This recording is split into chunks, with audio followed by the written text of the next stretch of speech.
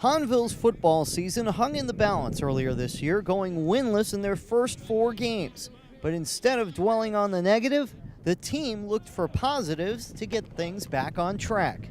I could see that we were getting better every week. Our seniors, they have a lot of pride playing here at this place. There's a lot of tradition.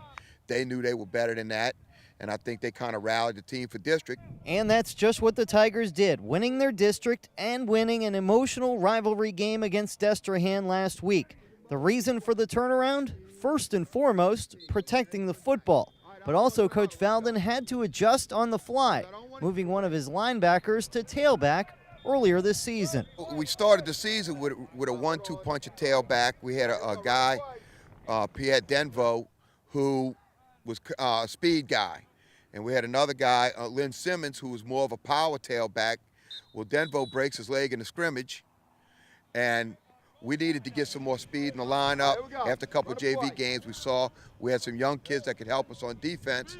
We moved Sergio. At first I was playing middle linebacker, and previously I played running back my freshman year.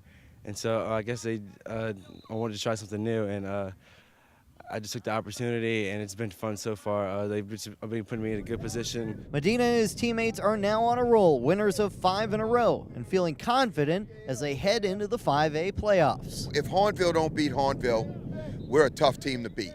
And that's kind of what we're saying. We tell our players in the playoffs, the enemy has no face. We don't know them. There's no rivalries. There's none of that kind of stuff. So all we can do is control what we could do. Now that the playoffs have started, Coach Valdin has hung this hanger on a fence outside the practice field. It's a reminder to his team that 16 teams will be hanging their stuff up for the season, something none of these kids wants to do. With young kids, with teenage boys, it's hard to get across, the finality of losing in the playoffs. We were 0-4, but we had another game to play. But now, you lose, it's over. That's a drive. It drives us.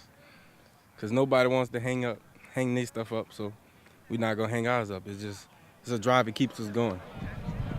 Good motivation, huh? Mm-hmm. So next week isn't guaranteed for the Tigers, but they have already made a great comeback this season. But even if things hadn't turned around, Valdin feels lucky to be their coach. I have a tremendous job here at Hahnville High School that I never take for granted, because I have kids that volunteer to play football. So, next to my family, these guys are the most important guys in my life. They keep me employed because they volunteer to play football at Hahnville High School. I've never worked a day in my life. I get to come to football. I get to come here every day and coach football. It's great.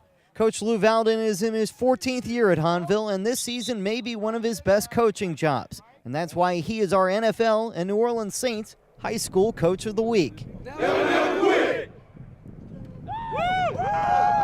In Butte, Paul Boron for Outside the Huddle.